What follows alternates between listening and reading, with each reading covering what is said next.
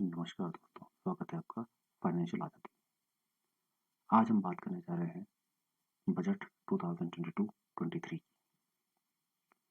इसमें हम देखेंगे कि जो मैम ने ministry of finance Mrs Nirmala Sitharaman ji ने जो स्पीच दी है, ठीक, उसमें क्या क्या चीज़ें बोली गई है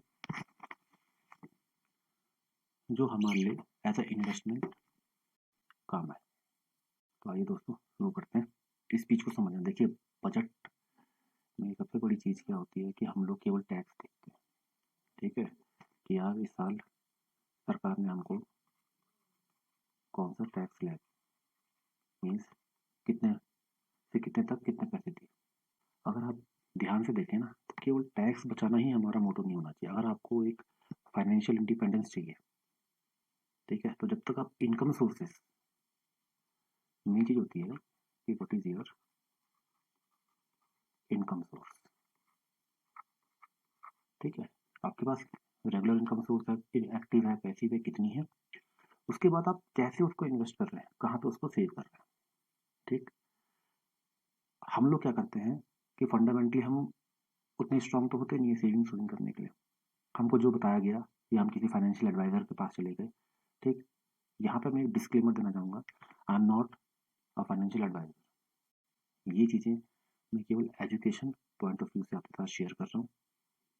हाँ, ये चीज़ इतना मैं क्या हाँ, इतना मैं कह सकता हूँ कि मैं जो इन्वेस्टमेंट करता हूँ, ठीक है, मेरा इन्वेस्टमेंट बेसिकली इसको समझने के ऊपर होता है। इसीलिए इसको पूरा देखिए, ठीक है, ये क्या कहता है। एक्चुअली क्या है ना, ये एक रोड मैप है।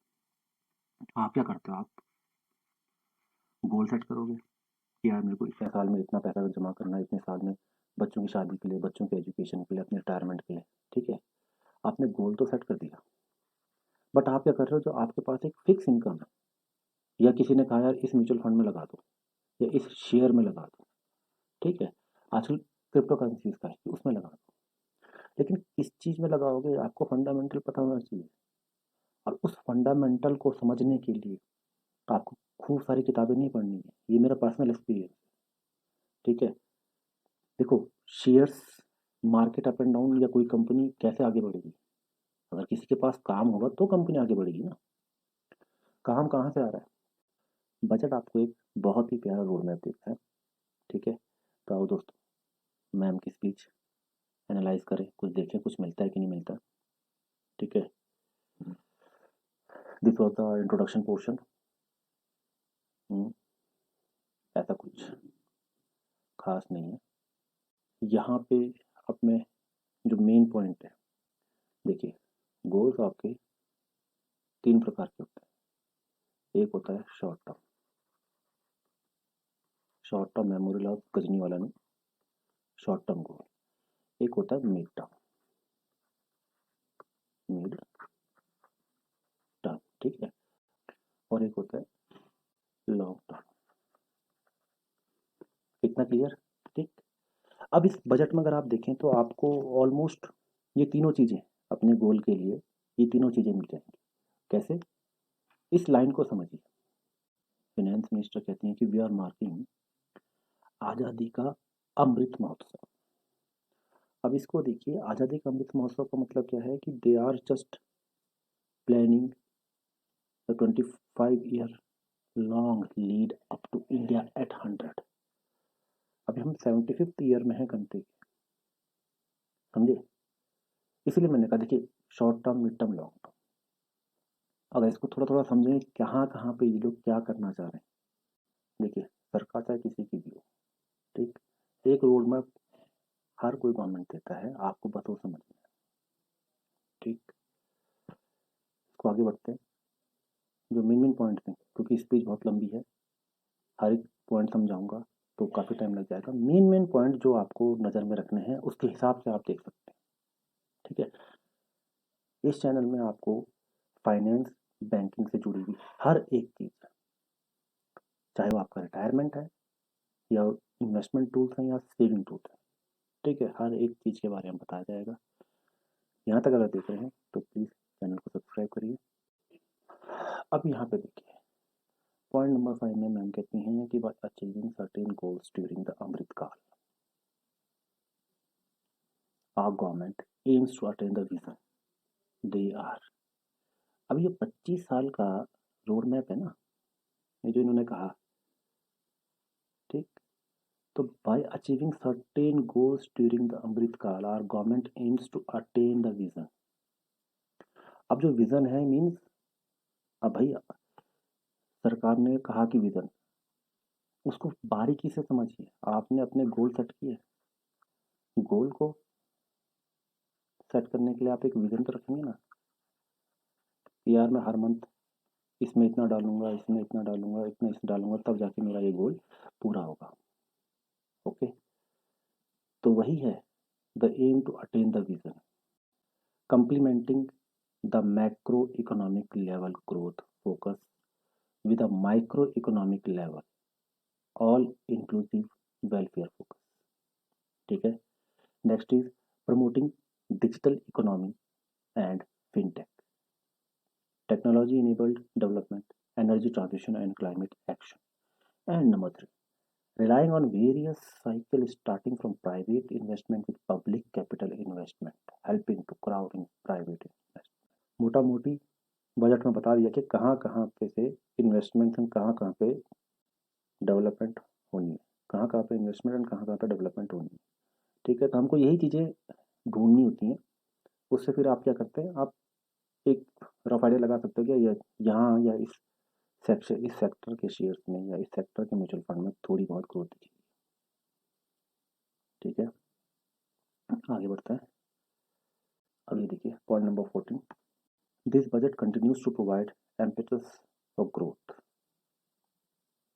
It lays a parallel track of number 1 a blueprint for अमृत काल,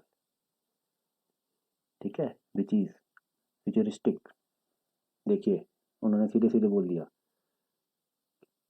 एक तो हमने ब्लूप्रिंट दिया है अमृत काल का मीन्स 25 ईयर का, जो कि फ्यूचरिस्टिक है और इंक्लूसिव भी है, जो सीधे सीधे youngs, womens, farmer, schedule caste and schedule tribes को बेनिफिट करेगा।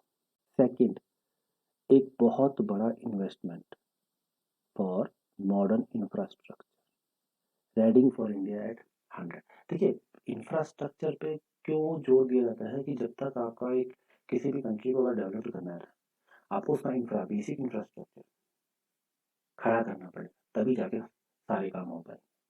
ठीक है, now the main thing comes, this shall be guided by PM Gati शक्ति। देखिए एक प्रोग्राम बन गया।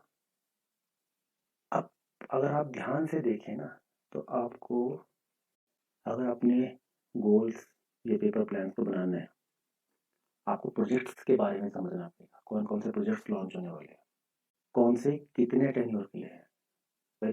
3 बोलते हैं ना, short term, mid term and long term. तो कौन कौन से प्रोजेक्ट की अवधि कितनी है, उसके हिसाब से आप अपने गोल्स, उसके हिसाब से आप अपना फाइनेंशियल टारगेट प्लान कर सकते हैं। इसीलिए इस बजट को समझना बहुत जरूरी है। चलिए बढ़ते आगे। On this parallel track, we lay the following 4 priorities. Now, what the 4 priorities are? Number 1 is PM Gati Shakti. Number 1 is PM Gati Shakti. Second is inclusive development. Okay. Productivity enhancement and investment. Sunrise opportunities. Energy transition and climate action. भाई साहब ये 4 चीजें बोली, productivity enhancement and investment, sunrise opportunities, energy transition and climate action.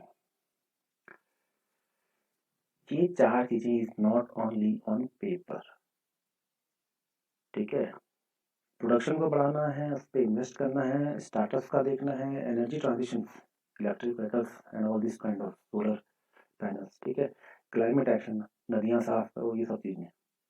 हर एक चीज में छोटी मोटी कंपनी का किसी चीज का हाथ होता है, वो लिस्टेड है कि नहीं है। इफ लिस्टेड है तो they will be giving you some of the benefits. ठीक है, and the last one is financing of investment. देखो इन्वेस्टमेंट का या फाइनेंशियली इंडिपेंडेंट बनने के लिए ज़्यादा कुछ नहीं लगता है, बस आपको अपना गोल पता होना चाहिए, आपको अपना पाथ पता होना चाहिए कि यार मेरे को इस एज में या इतने टाइम लाइफ में रिटायर होना है। ठीक है, रिटायरमेंट के लिए मेरे को ये इतनी सारी मूलभूत सुविधाएं चाहिए। रिटायरमेंट के लिए मेरी ये रिक्वायरमेंट है। ठीक है, फाइनेंशियली मेरे पास उस टाइम पे इतना कॉर्पस होना चाहिए।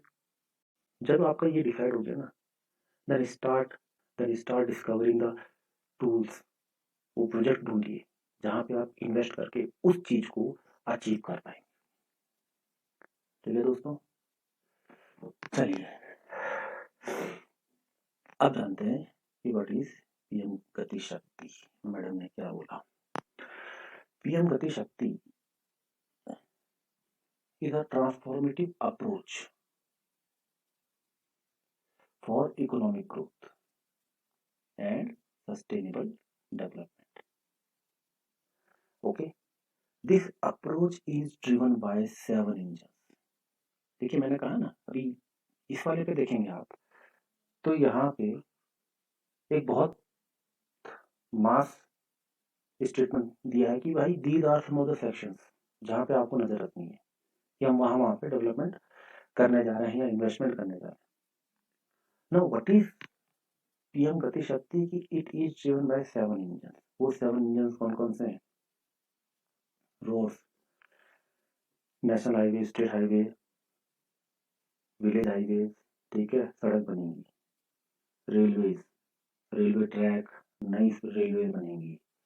एयरपोर्ट्स, एयरपोर्ट को ढंग से बनाया जाएगा या एक्सपेंड किया जाएगा। Ports, mass transport, waterways and logistic infrastructure. तो पीएम गति शक्ति को अगर आप ध्यान से देखें, इसने वो 7 सेक्टर्स आपको बता दी कि जिसमें मेजर काम किया जाएगा। ओके, उसके बाद खाली यहीं पे नहीं है, all the 7 engine will put forward the economy in unison.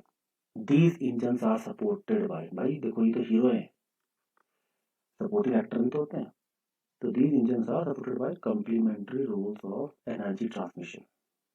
Number 1, IT communication. Number 2, bulk water and sewerage. Number 3, and social infrastructure. Number 4. Okay. Finally, the approach is powered by clean energy and सबका प्रयास। बार बार ये government clean energy, ठीक है, and transformation of the energy system. They are just more focusing on electric vehicles. मतलब हमको ये कोल और petrol के ऊपर ज़्यादा ना, रिन्यूएबल एनर्जी के ऊपर ज़्यादा ध्यान दे रहे हैं। ठीक, तो रिन्यूएबल एनर्जी के ऊपर ज़्यादा ध्यान दे रहे हैं, तो समझ तो गए होंगे आप क्या कहना चाह रहा हूँ। ठीक है, मैंने कहा ना 7 इंजन। पहला देखो, पीएम गति शक्ति master plan for expressways will be formulated in 2023 in 2022-23 to facilitate faster movement of people and goods। ठीक है, पहला सेक्टर आपके पास अगर समझे हम तो आ गया। The national highway network will be expanded by 25,000 kilometre इसी साल। 20,000 crore will be mobilized through innovative ways of financing to complement the public resources। Okay, देखो सरकार ने कहा कि 25,000 किलोमीटर सड़कें नेशनल हाईवे तो केवल इसी साल बनेगी। अब नेशनल हाईवे बन रही है तो कौन कौन सी कंपनी है, कौन कौन सा मटेरियल लग रहा है, छूट मूट कौन कौन सी और चीजें जो सपोर्ट में लगती हैं, दोनों ना बैठ। Contract for implementation of multi model logistics park at 4 location through PPP mode will be awarded in 2022-23। देखिए ये भी शॉर्ट टर्म है, उससे पहले वाला जो बताया वो भी शॉर्ट टर्म है, शॉर्ट टर्म गोल के लिए, not short term memory loss के लिए। ठीक है, अब देखिए रेलवे में क्या कर रहे हैं, पहला रोड का हो गया, तो ये one station one product concept will be popularised to help local business and supply chain. One station and one product, जैसे कि मैडम ने इसको एक्सप्लेन किया कि एक जगह के एक चीज को हम लोकल चीज को हम बढ़ावा देंगे, उससे क्या होगा, उससे आपको टूरिज्म आएगा, उससे क्या होगा, उससे वो स्टेशन या वो एरिया उस चीज के नाम से जाना जाएगा। ठीक है। एज अ पार्ट ऑफ आत्मनिर्भर Bharat 2000 kilometre of network will be brought under कवच। ठीक है, इसके बारे में भी एक डिटेल बनाऊंगा। The indigenous world class technology for safety and capacity augmentation 2022-23, 400 new generation Vande Bharat train with better energy efficiency and passenger riding experience will be developed and manufactured within the next 3 years। तो मेरे भाइयों, तो friends, अभी हम जो देख रहे थे वो भी था, हम को जो भी मिले वो कैसे मिले, शॉर्ट टर्म। ठीक है, ये जो है ना, ड्यूरिंग नेक्स्ट 3 years, ये आपके लिए एक मिड टर्म इन्वेस्टमेंट की खोज करेगा। ठीक है, तो अब 400 new generation Vande Bharat train को बनना है with better efficiency and passenger. तो ट्रेन को बनने में क्या क्या लगता है वो देखो, है ना। तो ये छोटी छोटी चीजें होती हैं बजट में जो आपको देखनी होती है। बजट आपने देख लिया, 1 साल का, 3 साल का, 5 साल का, क्या क्या टारगेट में रखा हुआ है, उसके हिसाब से वो कौन कौन से सेक्टर है इसमें रखा हुआ है। ठीक है, वहां से जब आप सर्च करना शुरू कर देंगे ना, फिर आपको मिल जाएगा कि कौन कौन सी कंपनीज हैं या कौन कौन से उस शेयर्स हैं। और एक चीज मैं यहाँ पे कहना चाहूंगा, जैसे अपने लोकल सोसाइटी में भी कई लोग मिल जाते हैं, कहते हैं यार पैसा नहीं है। देखिए, जो इंडियन मार्केट है ना, ठीक, उसने तो कभी ऐसा बोला नहीं कि मेरे को पैसे वाले आओ, उसने कहा कि पैसा बनाना है तो मेरे पास आओ। ठीक, सबसे प्यारी चीज क्या है कि यहाँ पे ना बड़े से बड़ा राकेश सर, राकेश झुंझुनवाला राव, या छोटे से छोटा एक आम आदमी भी पैसा लगा सकता है। अब देखो, जो बड़े प्लेयर्स होते हैं वो लाखों में लगाते हैं, करोड़ों में लगाते हैं। आप छोटे हो, कोई बात नहीं यार, हिम्मत नहीं हारनी है। ठीक, जस्ट गो फॉर वो शेयर्स।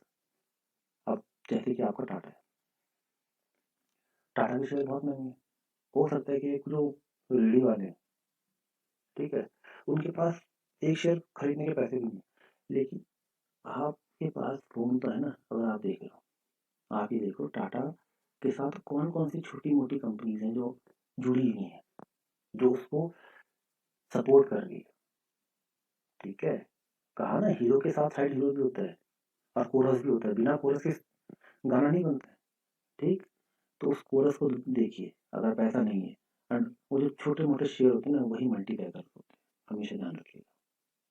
तो ये मत सोचिए कि मेरे पास पैसा नहीं है तो मैं कैसे इन्वेस्ट करूँगा।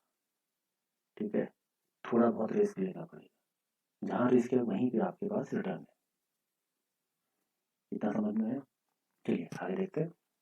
पर्वतमाला नेशनल रोपवेज डेवलपमेंट प्रोग्राम, ये जो प्रोजेक्ट है, ये जो प्रोजेक्ट है, इसको अगर आप देखेंगे, as a preferred ecologically sustainable alternative to conventional roads in difficult hilly areas. National ropeways, अब आप में से जितने भी हिली एरिया वाले, जैसे मैं खुद पहाड़ से बिलोंग करता हूँ, ठीक है, तो रोपवे हमने देखा है। ठीक है, तो इस साल गवर्नमेंट ऑफ इंडिया क्या कह रही है, the contract for 8 ropeway projects for a length of 60 kilometre will be awarded in 2022-23। And hilly area में बेसिकली क्या चीज मीन होती है कि आपको जो टूरिज्म है, ठीक, तो अगर ये हिली एरियाज में 60 किलोमीटर का रोपवे बनाने का कॉन्ट्रैक्ट दे रहे थे, इससे सीधे सीधे आपका जो होगा वो connectivity as well as tourism भी बढ़ेगा, कहा भी है यहाँ पे।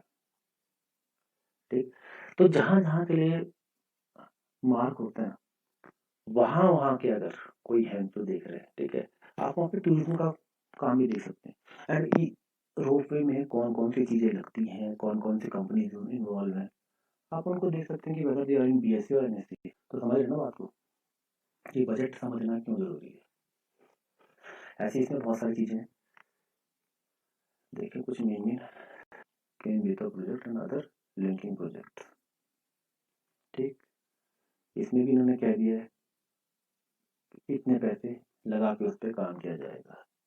एंड ये 5 नदियाँ मतलब प्रोजेक्ट, दमनगंगा पिंजल, परतापी नर्मदा, गोदावरी कृष्णा, कृष्णा पेन्नार, पेन्नार कावेरी।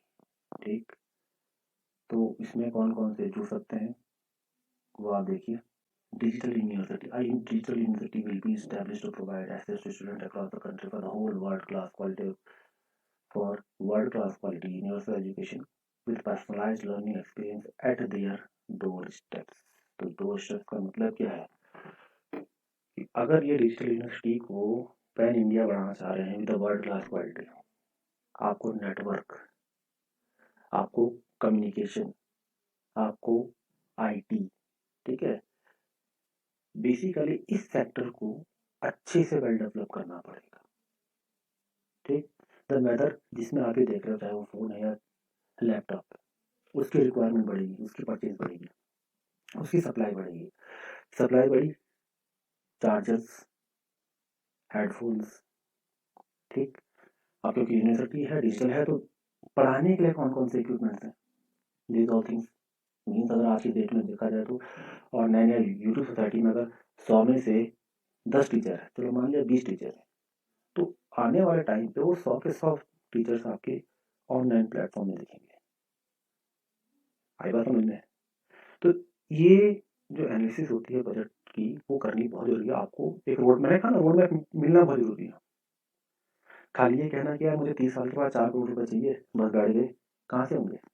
सैलरी मिली है, कुछ जीपीएफ में कट रहा है, कुछ पीपीएफ में जा रहा है, कुछ एनपीएफ में जा रहा है, कुछ एनपीएस में जा रहा है, ठीक है, तय करके हो जाएगा? नहीं। आज की डेट में आपको अगर इन्फ्लेशन को बीट करना है तो आपको उस रेगुलर इन्वेस्टमेंट टेक्निक से थोड़ा सा हट के, उसमें भी करना है लेकिन उसके अलावा थोड़ा सा हट के भी आपको करना पड़ेगा। नेक्स्ट देखिए, any time anywhere post office savings. Again यहाँ पे पोस्ट ऑफिस को बैंकिंग सिस्टम के साथ ऑनलाइन जोड़ने की बात की जा रही है। ठीक है, net banking, mobile banking, ATM. Means post office में अभी तक हम क्या करते हैं, हम लोग जैसे आरडी खुलाई या कुछ भी पीएलआई खुलवाई, ठीक, तो हमको पोस्ट ऑफिस में जाना पड़ता है, ब्रांच में जाना पड़ता है। बट ये digitization of post office, again technology के ऊपर, ठीक है। डिजिटल बैंकिंग तो खैर चल ही रहा था। Taking forward this agenda of digital banking to mark 75 years of our independence, it is proposed to set up 75 digital banking units in 75 districts of the country by scheduled commercial banks.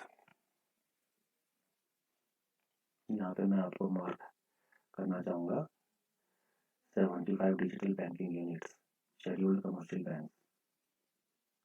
अब वो banks कौन कौन से हैं जिनकी units खुलेंगी? तो most probably investment उसमें डाल सकते हैं।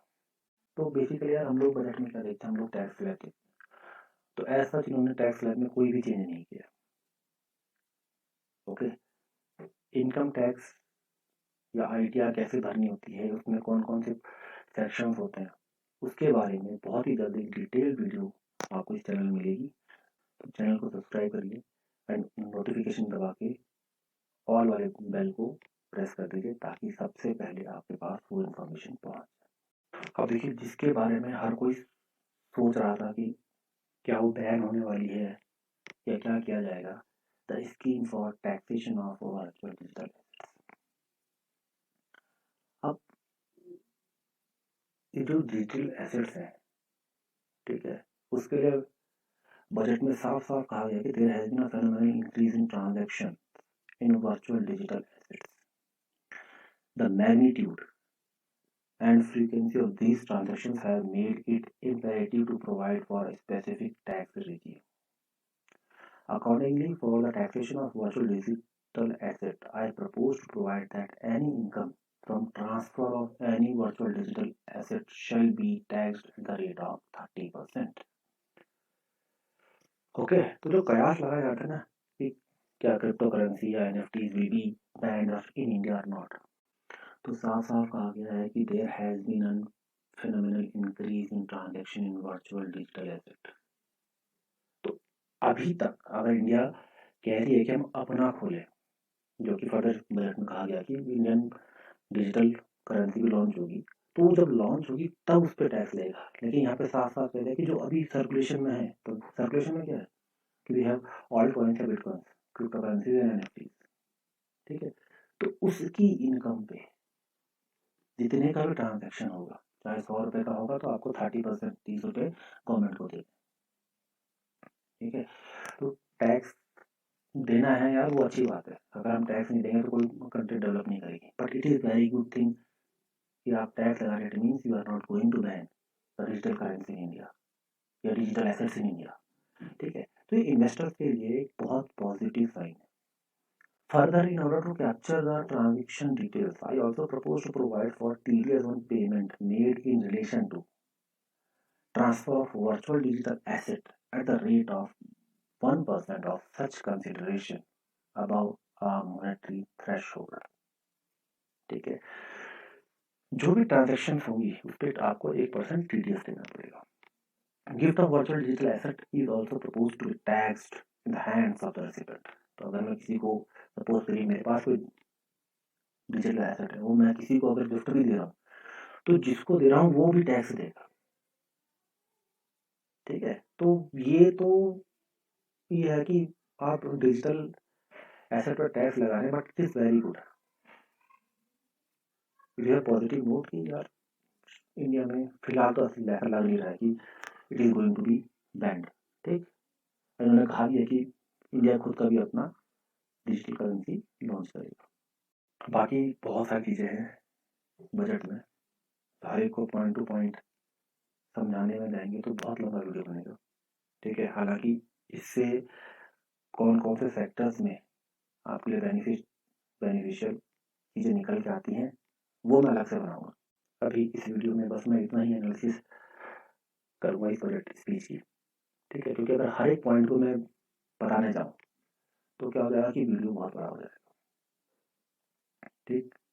मेरा मोटो तो बस ये था कि बजट में जो हम लोग हर साल जो एक ट्रेंड बना हुआ है कि यार हमने बजट में क्या देखना है, हमने बजट में देखना है कि हमको किस ट्रैक, कि हमको किस टैक्स स्लैब के अंदर डाला गया, हम और कुछ नहीं देखते। और हम क्या बोलते हैं क्या बिजनेसमैन या कंपनी ओनर्स के लिए अच्छा है, नहीं, सबके लिए बजट बराबर होता है, फिर चाहे वो कोई भी गवर्नमेंट बजट पेश करे। अगर आपका विजन क्लियर है ना कि मेरे को इनकम कहाँ से करनी है,